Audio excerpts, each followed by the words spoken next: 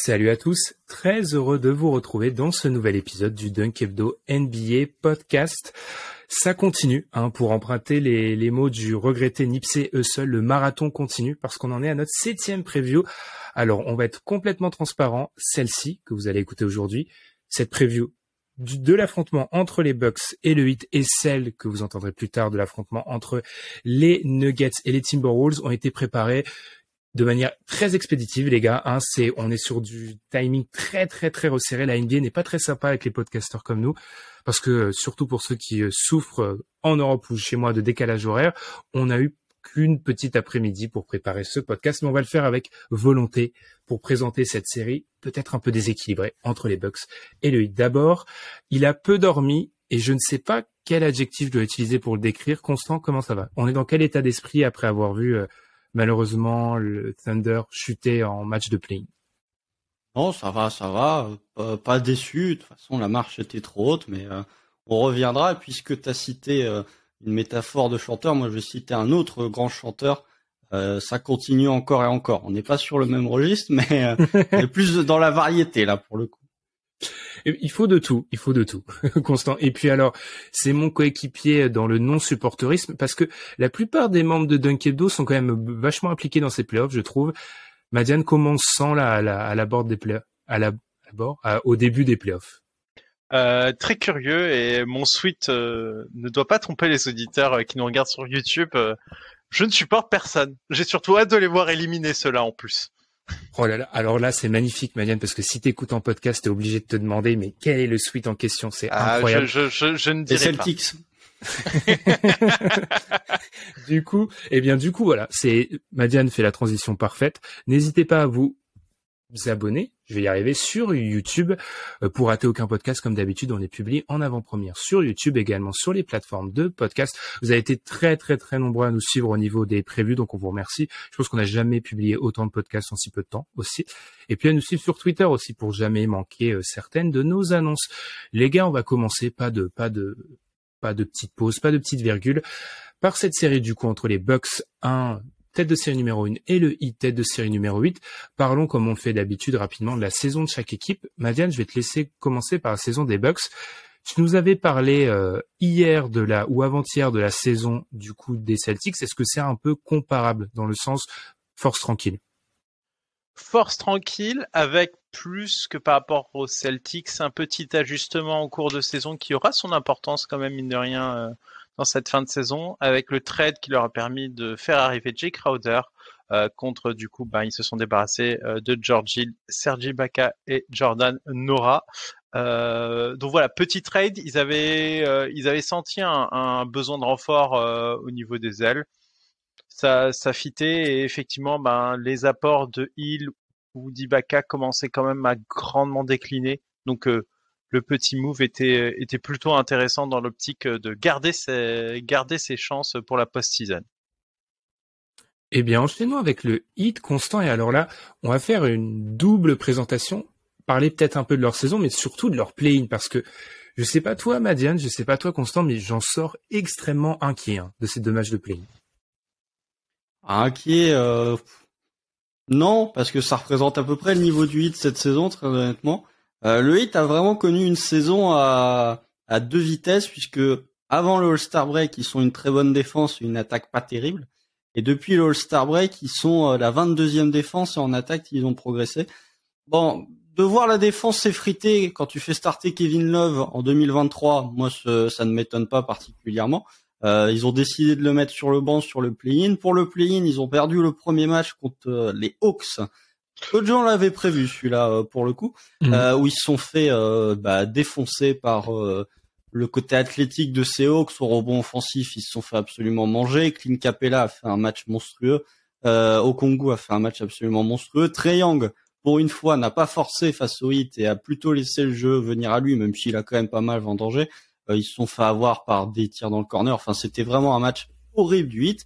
Et là, contre Chicago, est-ce qu'on peut être rassuré? Je suis pas personnellement rassuré de leur performance, parce qu'ils sont quand même pas passés loin de se prendre une correctionnelle. Heureusement qu'ils ont un Max Strus qui fait un match exceptionnel au tir, parce que de l'autre côté, t'as un Tyler Hero est complètement passé à côté de son match, Adebayo est complètement passé à côté de son play-in, même de manière générale.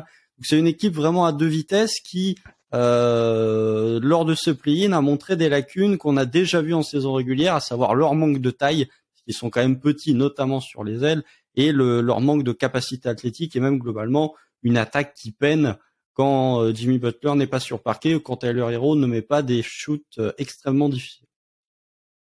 Eh bien, le bilan déjà, on peut voir déjà le paradoxe enfin pas un paradoxe, mais en tout cas l'écart de niveau dans la manière dont on a présenté ces deux équipes.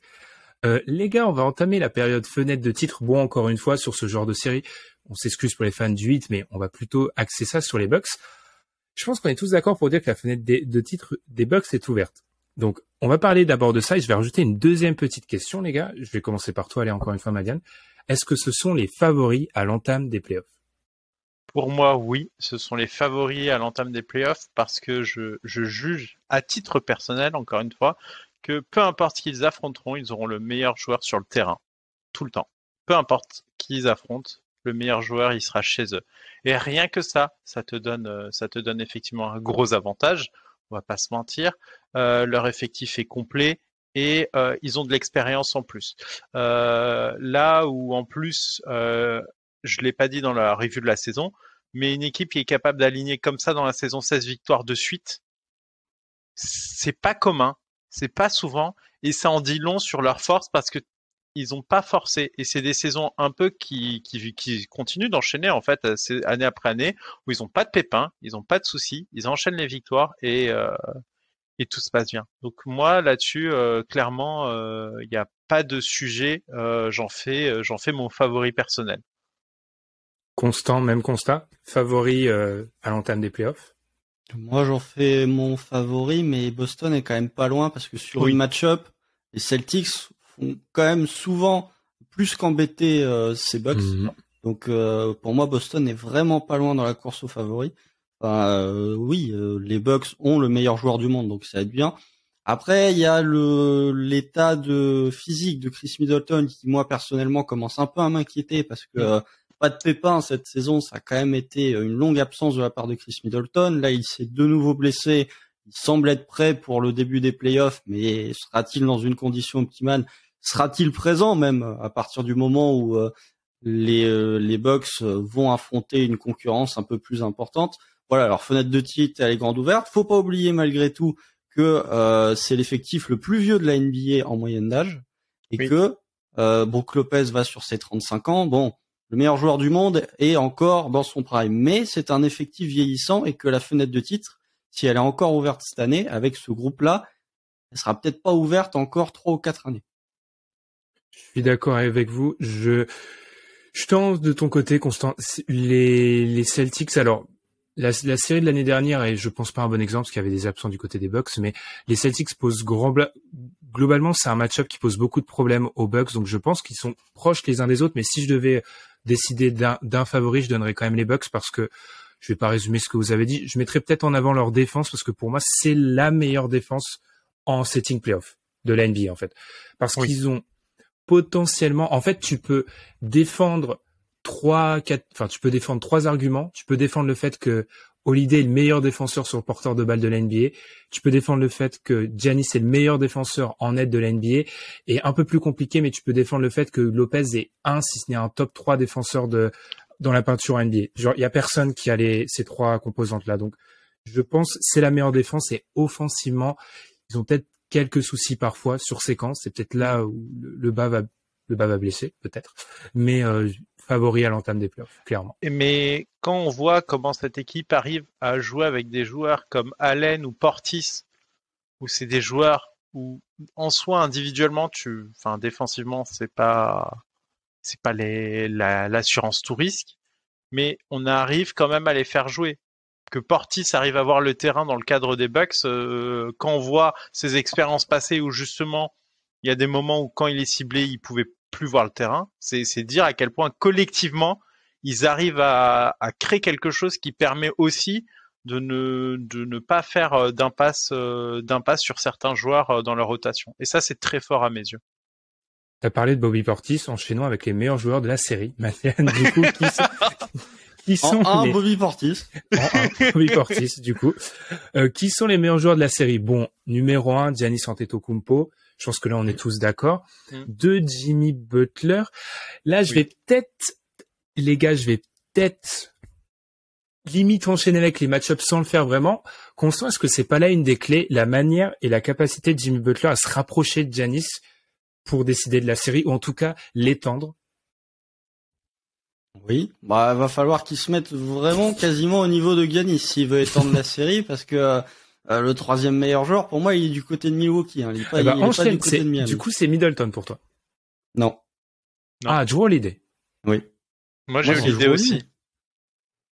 Voilà, on se rejoint avec Madiane. Moi, Jrue Holiday, il était déjà dans mon DH20 l'an dernier.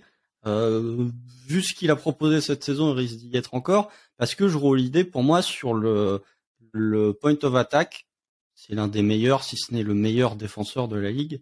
Et en plus de ça, offensivement, il est capable de faire énormément de choses. Il est capable d'être clutch, il est capable de sanctionner à 3 points, il est capable de faire du playmaking. Ça se discute avec Bam Adebayo pour savoir quel est le troisième meilleur joueur de cette série. Je pense que les fans du Heat vont plus tendre vers Bam Adebayo, mais je trouve que Jrue Holiday, c'est un joueur vraiment un joueur mésestimé, parce que pour moi, c'est le deuxième joueur le plus important de ces Bucks derrière Giannis Antetokounmpo. Même devant Brook Lopez, même devant Chris Middleton, c'est un joueur importantissime, parce que quand il est là, en fait, tu as un défenseur élite sur le point of attack, et du coup, ça permet de libérer plein de trucs, notamment pour Giannis en aide, etc., etc. Donc, j'ai mis Jrue Holiday troisième meilleur joueur. Voilà, ça se débat avec Bam Adebayo, mais personnellement, pour moi, c'est le troisième meilleur joueur de cette série. Moi, ce qui m'a fait pencher, parce que il est pas loin Bam, hein, honnêtement, mais c'est que j'ai pas beaucoup de moments. Alors des fois, il m'a peut-être saoulé sur plutôt le côté offensif, Jrue Holiday, mais il y a pas mais c'est pas ce qu'on lui demande principalement. Et Bam a quand même un casier parfois un peu lourd sur certains matchs, certaines séries, certains moments assez récents où du coup c'est pas un casier où défensivement j'ai pu avoir ce genre de grief à l'encontre de Jrue Holiday, et je pense qu'effectivement c'est un des moves qu'ils avaient fait ces dernières années, et je commence à me dire que c'est un des meilleurs moves récents en NBA, parce que ça les a énormément aidés et que le fit est excellent dans cette équipe.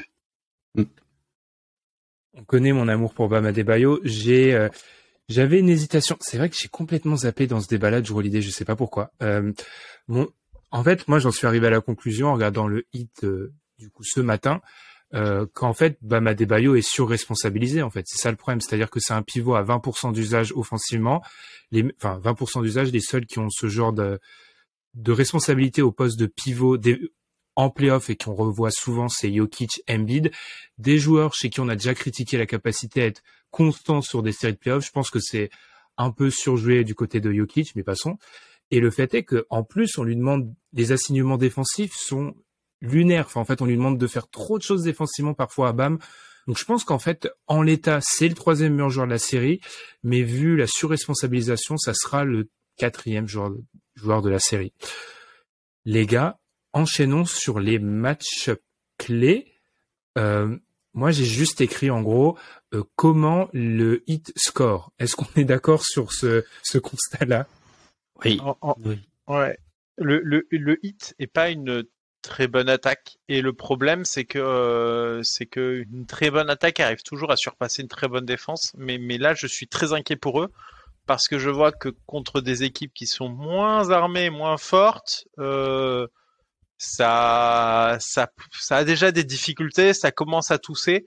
Je pense pas que ce sera une série à gros score, et j'ai l'impression qu'en fait ce hit là va vraiment avoir du mal et va avoir des longues périodes dans certains cartons où ils n'arriveront pas à scorer, où ils vont devoir galérer pour chercher la solution, et c'est jamais bon signe quand t'es pas serein de ce point de vue-là, parce que là, tu comptes sur ta capacité à faire des stops pour pas te retrouver avec des éclats à plus 10, plus 15 sur une courte période de temps, et je pense qu'ils vont prendre des longs runs parfois où ils y arriveront pas en attaque, et ça m'inquiète énormément pour eux.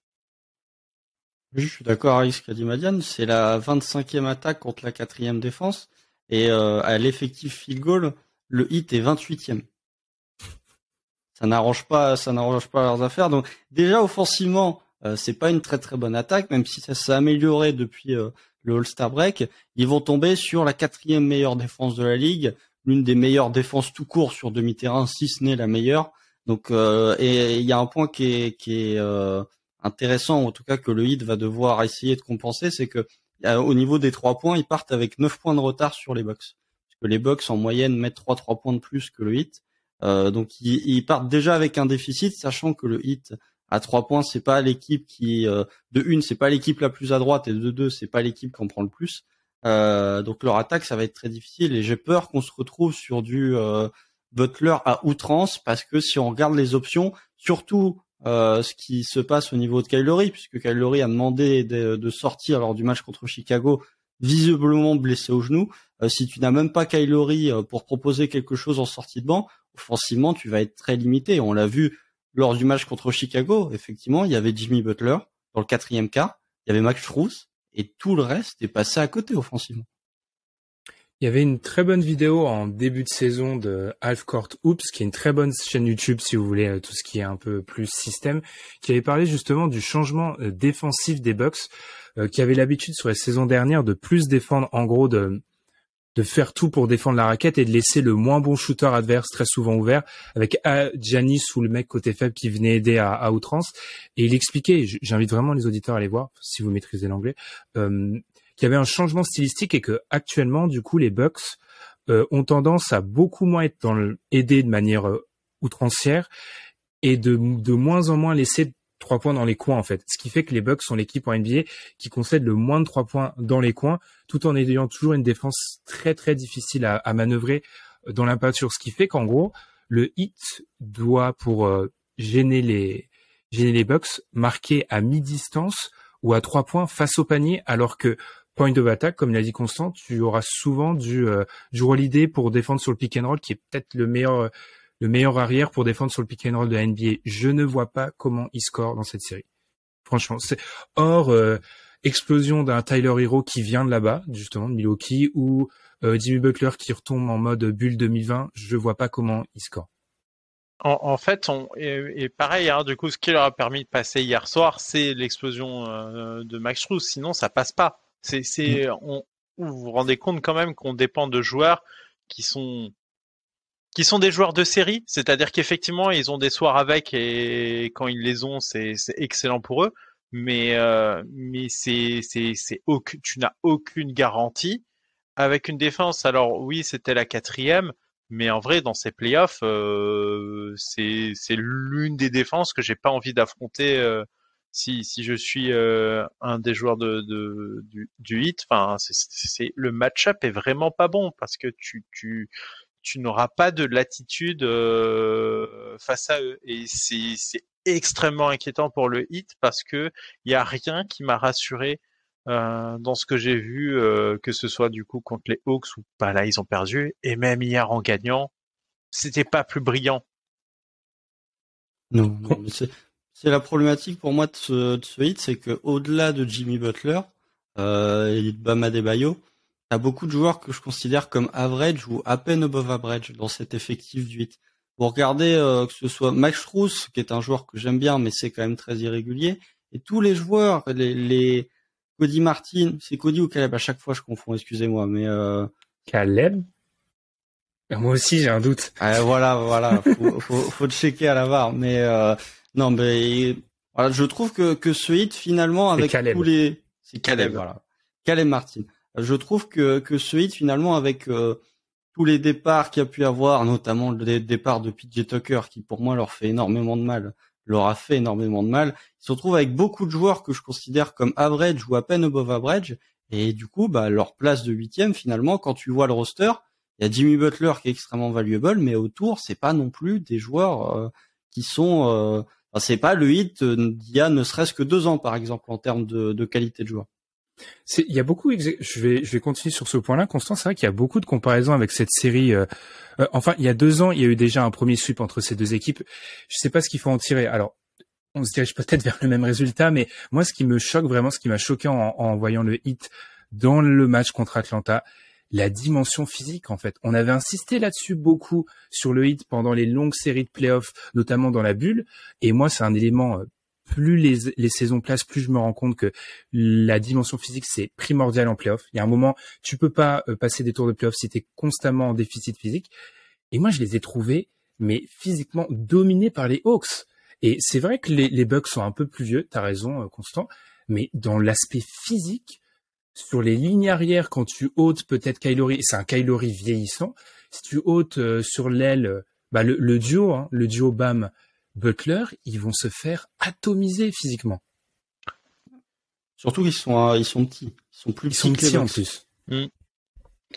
Et les Bucks ont cette dimension, même si c'est un effectif vieillissant, il faut pas sous-estimer le fait que les Bucks ont quand même aussi gagné souvent, notamment contre les Suns. Ils gagnent aussi sur leur dimension physique. C'est pas une équipe au-delà de l'aspect âge qui effectivement est une donnée. Les joueurs en eux-mêmes sont physiques. Je me souviens du coup de la prestation du coup de Holiday face aux Blazers avant son trade. C'est cette dimension qui a. C'était un moins bon joueur de basket que Damian Lillard, mais c'est cette dimension physique qui a permis de créer la surprise dans cette série. Donc c'est des joueurs qui sont relous à avoir sur soi, et je pense que plus la série passera, moins ça sera évident pour ce Heat. Allez, des petits points positifs pour le Heat, les gars. Des points positifs pour J'ai noté quand même, il y avait dans cette série où ils se sont fait sweeper, certes, Bam et alors on l'a critiqué. Tu me fais beaucoup souffrir, Bam, parce que je t'adore. On a critiqué Bam, mais je pense qu'en NBA, en termes de prototype pour défendre sur Giannis, c'est peut-être un des meilleurs prototypes. Mais c'est là où tu vois qu'il y a un espèce de déficit par rapport aux années précédentes, c'est que si tu mets Bam sur Giannis, se pose automatiquement la question de Brook Lopez, et du coup, tu te prives d'un des meilleurs défenseurs en l'état sur Giannis, il l'avait limité à 3/16, du coup, comme j'ai dit il y a quelques années. C'est ça, c'est peut-être le Bam sur Giannis, un des points positifs. Ouais. Moi, un point positif que j'ai trouvé, c'est que les Bucks sont la 3e équipe qui prennent le plus de 3 points wide open, et que le Heat est la 2e meilleure équipe face aux 3 points wide open pour contester les tirs. C'est la 2e équipe qui en conteste le plus. Qui en laisse le moins en plus. Excusez-moi, de tirs wide open. Je ne m'en mêle pas les pinceaux. Donc voilà, sur le tir à 3 points, peut-être que ils vont le défendre, et du coup, si les tirs des Bucks, parce qu'on sait que l'attaque des Bucks, quand elle devient moche, elle peut devenir vraiment moche sur certaines séquences, un peu comme l'attaque du Heat. Les Bucks offensivement ne sont pas les Celtics, qui auraient peut-être même été encore pire, tout compte fait pour cette équipe de Miami en termes de match-up. Mais oui, Adebayo sur Giannis Antetokounmpo, mais dans ce cas-là, qui va défendre Brook Lopez, c'est la problématique, c'est qui, en fait, à côté de Bam, quel est ton autre intérieur? Et il y a pas de réponse, puisque littéralement ils ont pas de joueur qui joue comme intérieur ou qui est capable de défendre comme un intérieur sur Brook Lopez. Donc va se poser une problématique en fait, j'ai peur que si tu mets Bam sur Giannis, tu vas limiter Giannis, mais par contre de l'autre côté tu vas prendre de Jrue Holiday, tu vas prendre de Chris Middleton, et surtout tu vas prendre de Brook Lopez. Qui se pose la question, t'as peut-être trop besoin de Bam en attaque, pour le fatiguer sur Giannis. Vas-y, Madia. Non, mais c'est clair que de toute façon, un des points intéressants pour eux, c'est que je suis pas non plus nettement convaincu que les Bucks vont scorer des camions de points. Ça va être une série, je la vois comme une des séries avec les plus bas totaux de points. Les moins sexy, soyons parfaitement honnêtes, les gars. Une des moins sexy du premier tour. Mais non, il y a des fans des années 90, ils vont kiffer. Du coup, l'autre point positif aussi, c'est que Tyler Hero, qui quand même, dans la saison, s'était montré quand même un peu plus à son avantage que, par exemple, ce qu'on a vu hier. J'ose espérer que il puisse effectivement trouver finalement un moment son rythme et réussir à produire ce qu'on attend de lui, parce que vraiment, si Tyler Hero ne produit pas ce qu'on attend de lui, la série est finie et on peut déjà acter que c'est un coup de balai. Donc ils vont avoir besoin de lui, et j'ose espérer quand même que ce qu'on a vu jusqu'à maintenant était plutôt de l'ordre de l'accident. Et là, ça pourrait quand même changer des choses, parce qu'ils auraient un peu plus d'options offensives, que tout ne reposerait pas sur Jimmy Butler, Et il y a moyen que ça soit un peu plus ouvert que ce que donne notre impression là quand on analyse froidement l'état actuel des forces. Si on avance, les gars, est-ce qu'il y a un autre match-up à mettre en avant de votre côté? Je vois les mines défaites. Non, Alors... non, mais on peut se poser la question, qui va défendre sur Jimmy Butler? Qui Mike Budenholzer va décider de mettre sur Jimmy Butler? Sans doute pas Giannis, justement. J'ai Non, pas pas l'impression que Giannis. ce sera Giannis. Et moi, Non. je pense que ce sera une alternance, que ça pourrait être, en dépendant de sa santé, évidemment, un peu de Middleton, un peu de Holiday en fonction, parce que, justement, il est plus petit, mais il a quand même des moyens de venir l'embêter. Et en sortie de banc, Jay Crowder. Moi, je le vois bien un peu se retrouver avec ce type d'alternance où ils iront pas en 1-1, parce que je pense que si tu vas en 1-1 avec un seul défenseur dessus, c'est plutôt ton défenseur qui risque de finalement se fatiguer beaucoup plus, mais plutôt d'essayer d'épuiser Jimmy Butler en lui imposant plusieurs match-ups différents au fur et à mesure du temps, et garder Giannis dans l'aide, parce que Giannis dans l'aide, il est phénoménal, hein, clairement. Donc c'est là où tu optimises son rendement. Moi, je mets Drew, hein. Toute la série. Bonne chance. Allez, scorez sur Drew. Parce que, de toute façon, c'est le constat qu'on fait depuis 25 minutes, les gars. Il n'y a pas de solution. Il n'y a pas de solution sur lesquelles on peut compter sur l'intégralité d'une série. Moi, alors peut-être uniquement dans les moments de show ou etc., peut-être dans des minutes clutch, s'il y en a. Moi, je mets Drew sur Butler. Il y a peut-être un léger déficit de taille, mais moi, je mets Drew sur Butler parce que Butler va être au début de beaucoup d'actions, en fait. Je pense. Il sera pas dans du catch and shoot, etc. Donc, en fait, tu sais que dans la navigation d'écran, Holiday, c'est un joueur élite. Moi, je mets Holiday dessus et j'asphyxie leur seul espoir de scoring.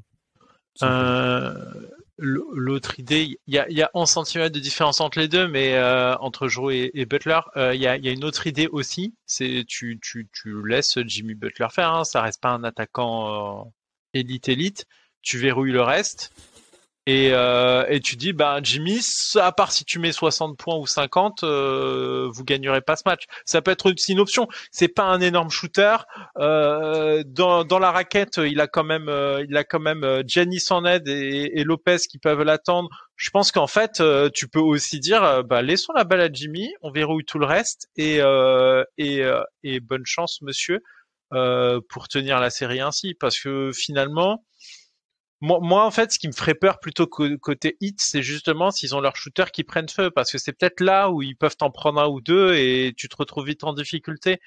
Alors que un Jimmy Butler qui prend autant feu que les autres, c'est un peu plus improbable, et même s'il le prenait, si les autres sont bien cadenassés, tu peux t'en sortir. Même au-delà de ça, ça va être fait prendre des jump shots à Jimmy Butler. C'est défend intelligemment sur Jimmy Butler, parce que Jimmy Butler, s'il est aussi efficient, c'est pas sur sa qualité de jump shot, c'est pas sur sa qualité d'attaquant, c'est sur sa capacité à aller sur la ligne des lancers, à provoquer des fautes. Donc moi je dis, défends intelligemment sur Jimmy Butler, ne mords pas à ses feintes, même si c'est plus facile à dire qu'à faire, laisse-lui prendre des jump shots, et dans ce cas-là, tu vas tout de suite avoir un Jimmy Butler qui va être moins efficace. Ouais, j'aurais tendance. Je me méfie un peu du. On n'envoie personne sur la ligne, les gars. Comment dire? Non, je me méfie un peu du laissons le joueur top 10 NBA prendre feu, en fait. Je trouve que c'est une stratégie qui a ses risques. Et rappelons que c'est un détail, mais Milwaukee est deuxième de la NBA en free throw rate, c'est-à-dire que seuls les Lakers envoient moins les équipes adverses sur la ligne. Donc ils font pas de faute, en fait. Genre les Bucks font pas de faute. Donc ça risque d'être compliqué. Les gars. Il est l'heure du pronostic. Alors je pense que là, s'il y a un de vous deux qui m'annonce le hit, je pense qu'on est sur une blague, mais est-ce que du coup, vous savez que je le cherche, c'était pas qu'il y a pas longtemps, dans un jardin un petit bambin qui cherche ses petits chocolats, ses œufs, est-ce qu'il est là, le sweep du premier tour? Pas pour moi. Je donne 4-1 Bucks. Je ne mets pas le sweep à cet endroit-là. Je le mets ailleurs, je le mets à un endroit plus surprenant, mais je le mets pas ici. Ce sera trop dur. C'est un 4-1, ça va être un 4-1, un sub sévère. Ils vont, à mon avis, ils reviennent à 2-0 de Milwaukee, réussissent peut-être à prendre le 3 ou le 4 et la série se termine. Moi, j'ai J'ai mis 4-1 Milwaukee aussi, parce qu'on en a pas parlé, mais le Heat est la deuxième pire équipe en protection de cercle de toute la ligue derrière les Pels. Donc, il y a Giannis Antetokounmpo, hein, je sais pas si vous avez remarqué, mais c'est plutôt pas mal d'avoir une raquette une équipe qui protège bien le cercle quand tu vas jouer Giannis. Donc ça tend plus sur un 4-0 que sur un 4-2, hein, il faut être très honnête. Et s'il y a sweep, je serais pas particulièrement surpris. Pour moi, il y a 3-0 Bucks. Je serais même pas surpris que les Bucks se décident de jouer le Game 4 pour dire venez, on fait un sweep comme il y a 2 ans.